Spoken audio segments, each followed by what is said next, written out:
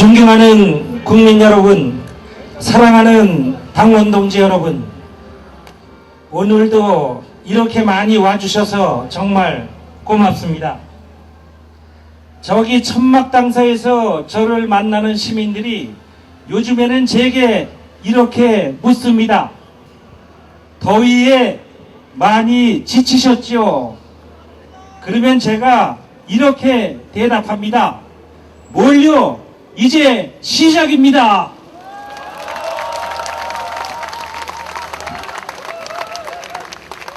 우리가 지치기를 기다리는 사람들에게 우리는 분명히 답해 줘야 합니다. 민주주의를 위해서라면 우리는 결코 지치지 않습니다. 맞습니까, 여러분? 이제 시작인 것이 맞습니까, 여러분? 여러분께 기쁜 소식이 있습니다. 드디어 다음 주부터는 찬바람이 불기 시작한다고 합니다. 주말마다 이곳 광장에 나와주시는 애국시민 여러분에게 서로가 서로를 격려하는 박수와 함성을 저 청와대에 귀가 뚫어지도록 힘찬 함성과 박수를 보내주십시다, 여러분.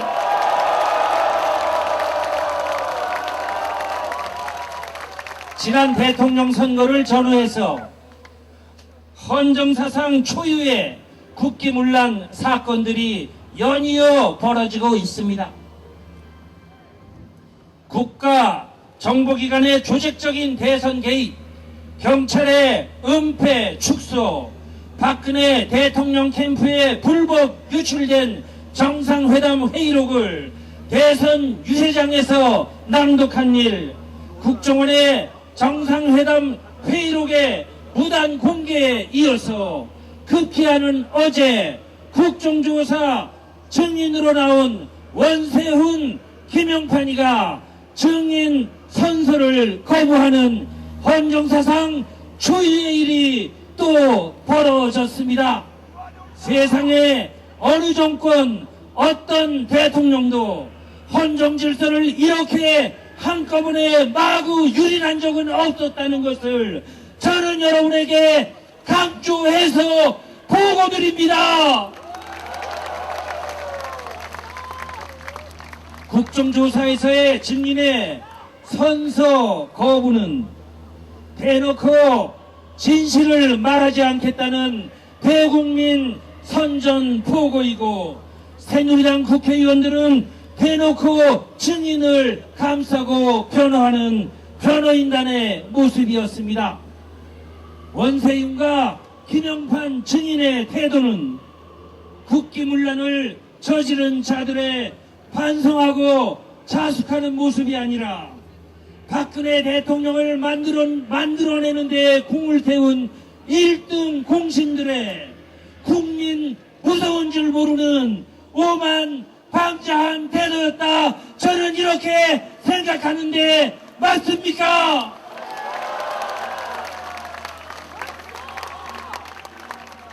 박근혜 대통령의 침묵이 대한민국의 민주주의를 계속 망가뜨리고 있습니다. 드디어 물대포가 등장했습니다. 국민의 함성에 대해서 물대포와 최루탄과 공공으로 이기려 했던 대통령들, 국가정보기관을 동원해서 정치를 장악하려고 했던 대통령들은 한 사람도 예외 없이 불행한 대통령이 되고 말았다는 엄명한 역사를 박근혜 대통령께서는 반드시 기억해야 한다. 저는 이렇게 생각하는데 맞습니까, 여러분?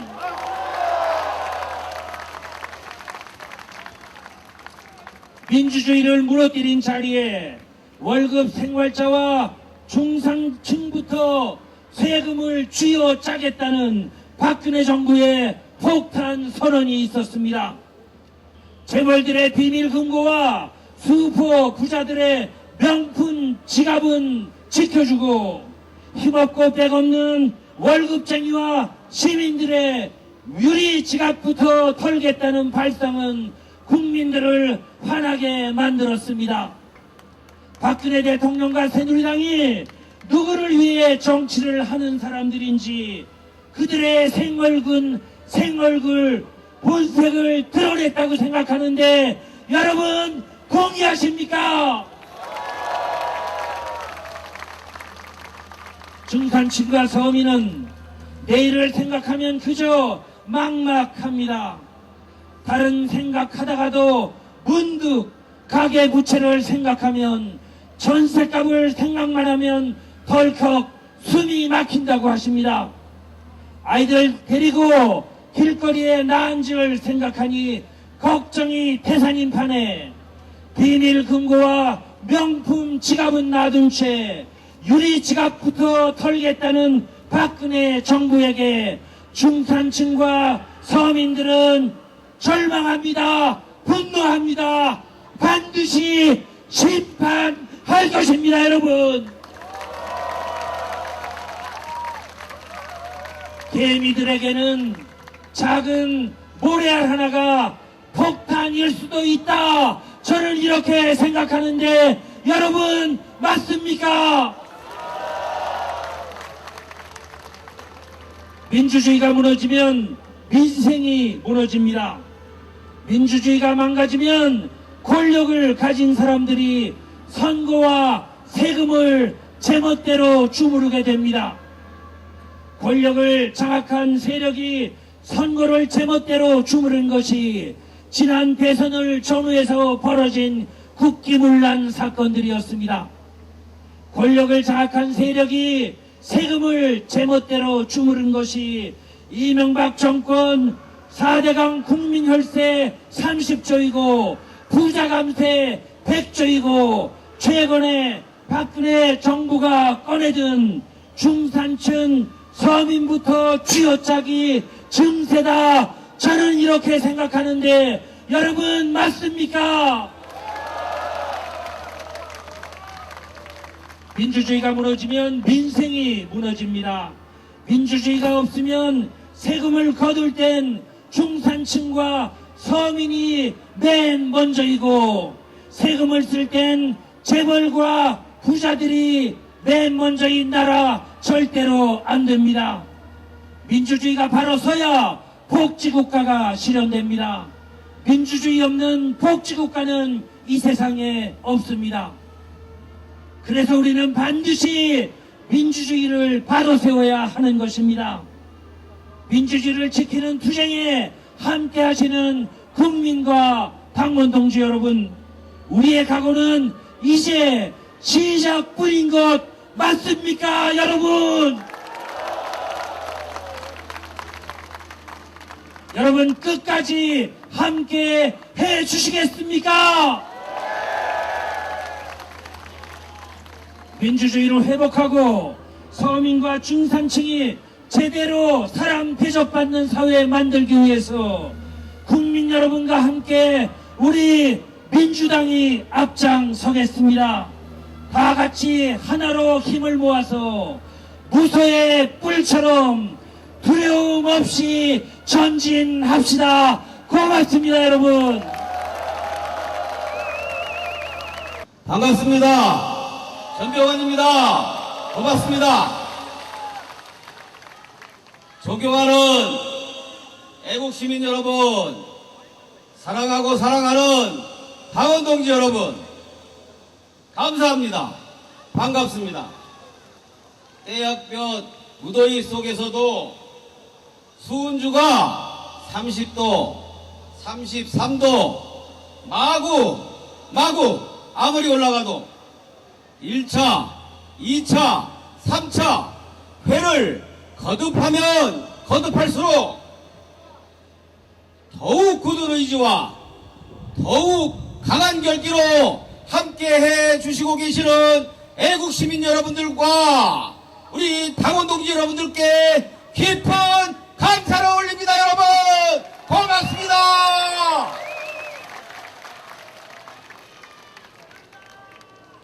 그리고 이 자리에는 오늘도 민주당 국회의원님들 113분이 함께 하고 계시다는 것을 보고드립니다.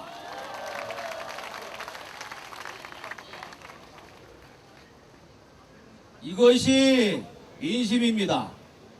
이것이 선심입니다. 진실규명을 바라는 애국시민이 그래서 결국은 승리할 것이라는 것을 여러분들과 함께 확신합니다.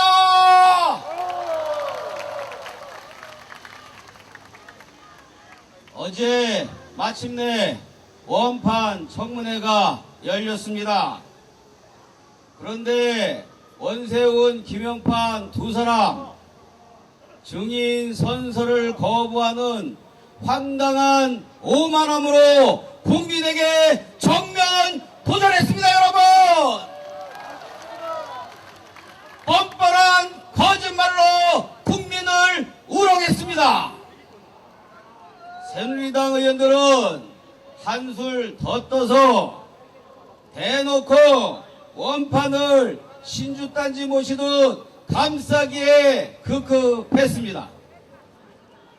어제의 청문회는 원판과 새누리당이 진실 은폐의 공모자라는 사실을 전 국민 앞에 똑똑히 확인시켜 준 것입니다. 여러분, 거짓의 배우가 새누리당이라는 것을 분명하게 각인시켰습니다. 여러분, 그래서 민주당과 시민들이 더 많은 힘을 모아야 되는 것입니다.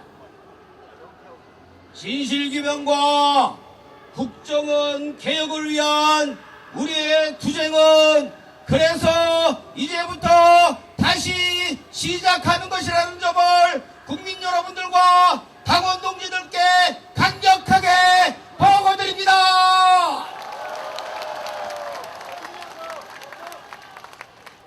존경하는 애국시민 여러분, 사랑하고 사랑하는 당원 동지 여러분, 박근혜 대통령 취임 6개월 코앞에 다가왔습니다. 그런데 박근혜 대통령 지난 6개월 도대체 무엇을 했는지 모르겠습니다. 기억나는 것이 하나도 없습니다.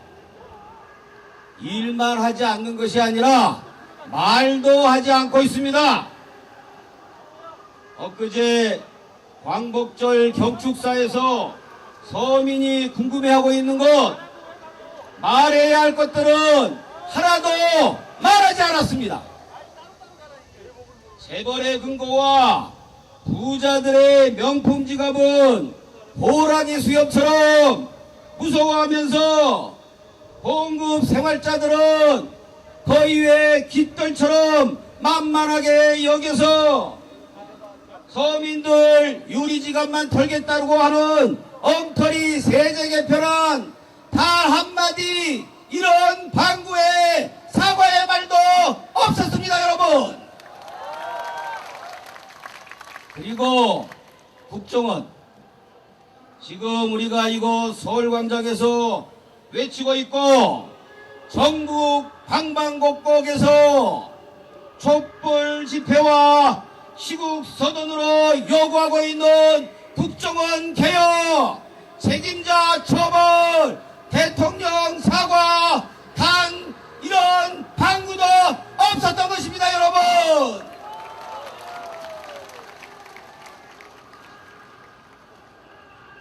박근혜 대통령에게 경고합니다.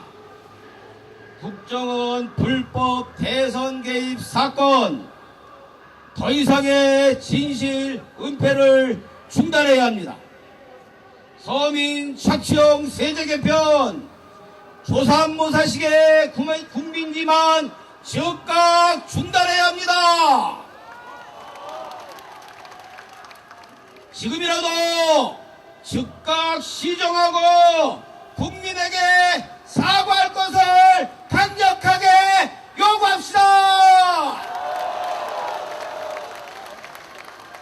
그리고 더 이상 국민과 벽을 쌓고 야당과 단절하지 말고 국민과 소통하고 야당 대표와 대화할 것을 강력하게 요구합니다. 민주당은 불의와 거짓을 심판하고 정의와 민주주의를 바로 세우는 그날까지 국민과 함께 달려갈 것입니다. 저들이 진실을 인정하는 날까지, 국민이 승리하는 날까지 민주당은 국민과 함께, 당원동지들과 함께 끝까지 투쟁하고 달려갈 것입니다. 여러분 감사합니다. 고맙습니다. 민주당 국조특위위원 박범계입니다. 인사 올리겠습니다.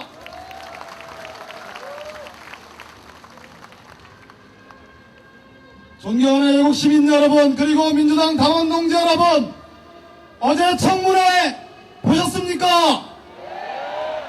비겁한 전직 국정원장과 전직 서울청장의 그 모습 똑똑히 보셨습니까? 위증하면 처벌받는다는 선서조차도 못하는, 그래서 그들은 위증죄의 처벌은 받지 않겠지만 국기문란 사범이라는 역사적 탄재는 분명히 받지 않겠습니까? 컨틴전시 플랜이 있었습니다. 비상계획입니다. 집권을 위한 시나리오였고 집권 뒤에도 가동되는 시나리오였습니다.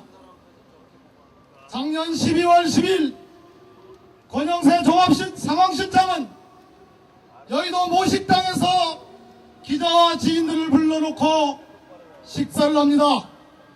기자가 물어보지도 않는데 NLL 대화로 얘기를 합니다. 집권하면 까고 이렇게 얘기합니다. 그런데 12월 11일 국정원 댓글 사건이, 여직원 댓글 사건이 드러났습니다. 민주당의 당직자들과 민주당 의원들이 오피스텔 앞에서 대치했습니다. 그리고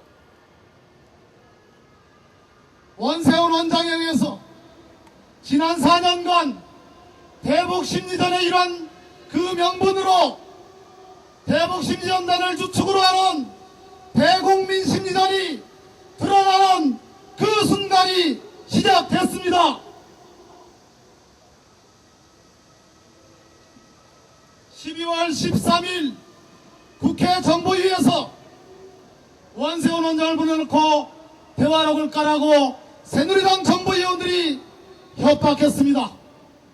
정해 상태에서 대한민국 국가정보원장인 원세훈 씨가 민간인인 권영세 종합상황실장에게 밤늦게 전화를 합니다.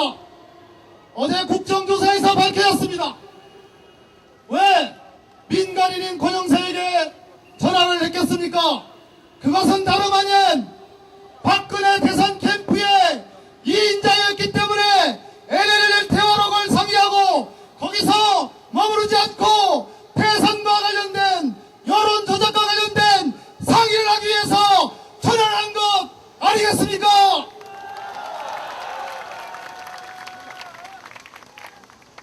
이쯤 되면 대선 일주일을 남겨놓은 그 민감한 상황에서 정치적 중립을 지켜야 될 대한민국 국정원장에 의해서 집권당과 함께 이명박 정부가 삼각 트라이앵글로 대선에 개입했다고 충분히 단정해도 되지 않겠습니까? 그게 12월 13일 일입니다. 그런데 참으로 공교롭습니다. 그 다음날 12월 14일 김무성 선대본부장이 부산역 광장에서 부산 시민들을 이렇게 모아놓고 울부짖듯이 낭독했습니다. 악마의 편집을 한 LL 대화록을 토시 하나 안 틀리고 그대로 낭독했습니다. 이것이야말로 국기문란 아니겠습니까? 그 바로 12월 14일은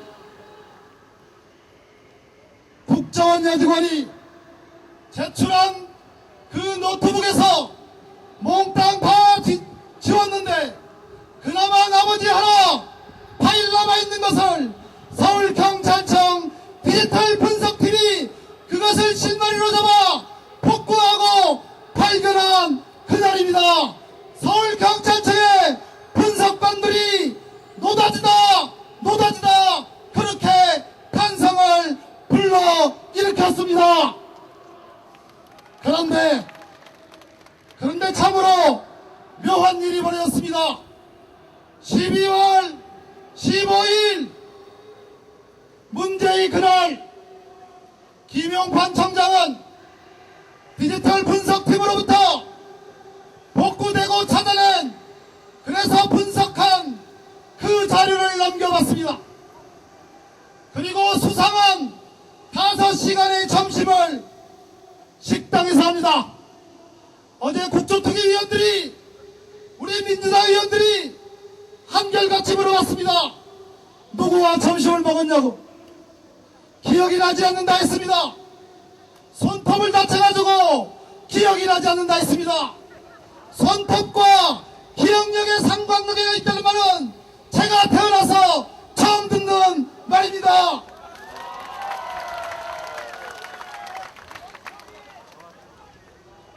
그리고 서울경찰청의 분석팀이 분위기가 바뀌었습니다. 12월 16일, 17일, 16일은 일요일이고 17일은 월요일입니다. 그 하루 차이가 대선 19일을 역산해서 3일과 4일 상관인데 하늘과 땅의 차이가 있다고 했습니다. 그것이 무엇이냐?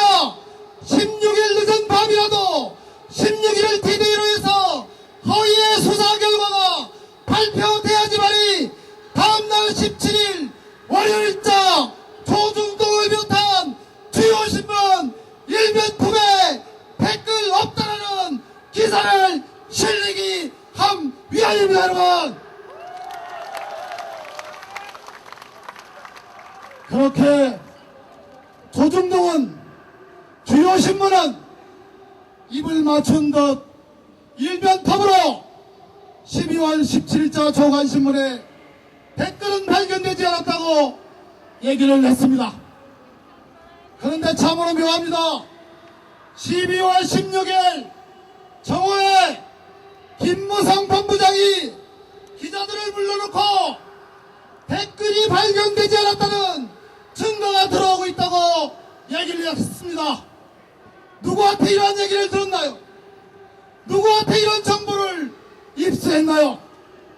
그리고 문제의 그 12월 16일 오후 2시에 김용판 청장은 모두 누구의 핵심인 박원동 국가정보원 전략기획국장으로부터 전화를 받습니다.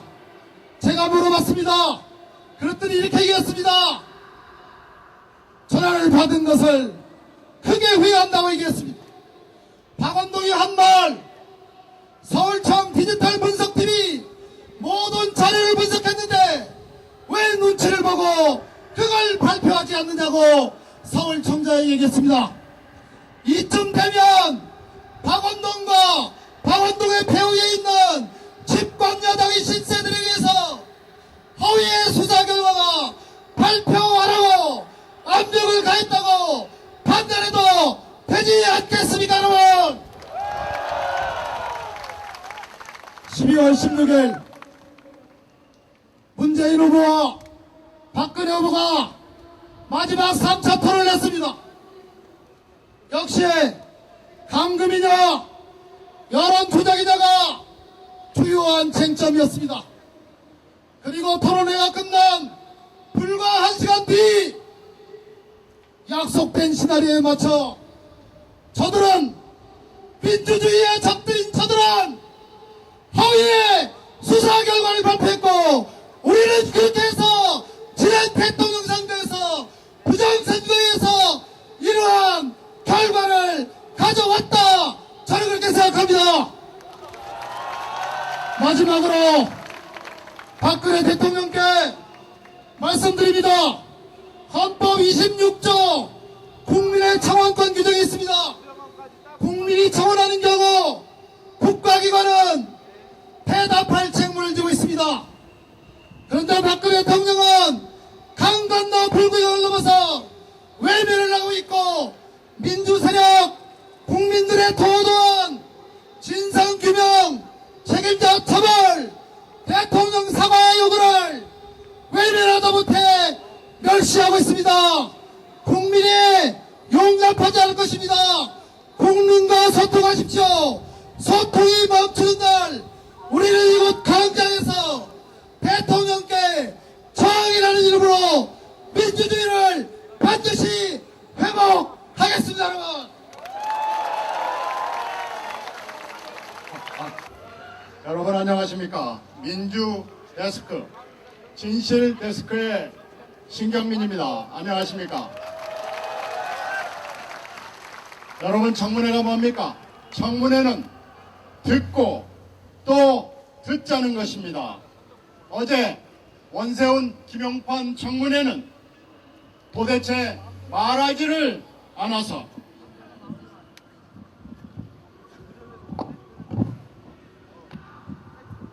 어제 원세훈 김용판 청문회는 도대체 말하지를 않아서 듣지를 못했으니 무효입니다.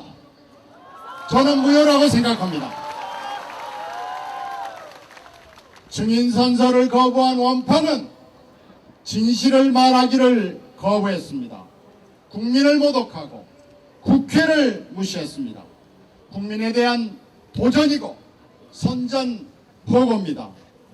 심지어 비겁한 이들은 자기만 살자고 자기가 저지른 범죄를 부하들에게 돌렸습니다. 이들이 현실의 법정에서 위증죄를 피할 수는 있습니다. 그러나 역사의 법정, 시민의 법정에서 이미 유죄를 선고받았습니다. 새누리당 의원들은 이런 치졸한 증인들을 위한 국선 변호인에 지나지 않았습니다. 새누리당 의원들은 민주를 향한 공무집행을 방해한 범죄를 저질렀습니다. 이런 사람들이 국정원장, 서울경찰청장을 하면서 부패한 권력에 빌붙고 정치 개입으로 민주를 짓밟고 국민을 우롱한 걸 어제 하루 종일 확인했습니다. 이런 사람과 권력에게 우리의 운명을 맡겼던 걸 확인했습니다. 이건 한여름의 공포 영화였습니다. 어두운 과거, 특히 지난 12월 어둠의 진실과 배후를 밝혀야 합니다. 김무성과 권영세를 불러서 진실을 알아보자는데 이것이 무리한 요구입니까? 어떻게 생각하십니까? 새누리당에게, 청와대에게 골백 번 말했지만 아직도 못 알아듣고 있으니 다시 한번 여러분과 함께 말하겠습니다. 이번 국정조사는 가녀린 여성의 인권 문제가 아니라 뭡니까? 국정원의 대선 개입과 경찰의 수사 날조에 대한 것입니다. 어떻게 생각하십니까? 여러분에게 이 가면을 소개하겠습니다. 이게 누군지 아십니까? 400년 전 멀리 영국 땅에서 영국 왕의 독재에 항거한 가이 폭스란 남자입니다. 그는 독재에 맞서면서 이렇게 말했습니다. 내 칼이 아니라 당신의 과거가 당신을 쓰러뜨릴 것이다 라고 말했습니다. 똑같은 얘기를 지금 우리의 애국 시민들이, 우리의 국민들이 청와대를 향해서 하고 있습니다. 대한민국 시민은 이미 역사의 법정, 시민의 법정에서 유죄 판결을 내렸고 범죄를 저지른 이들을 역사와 시민의 감옥에 가둬버렸습니다.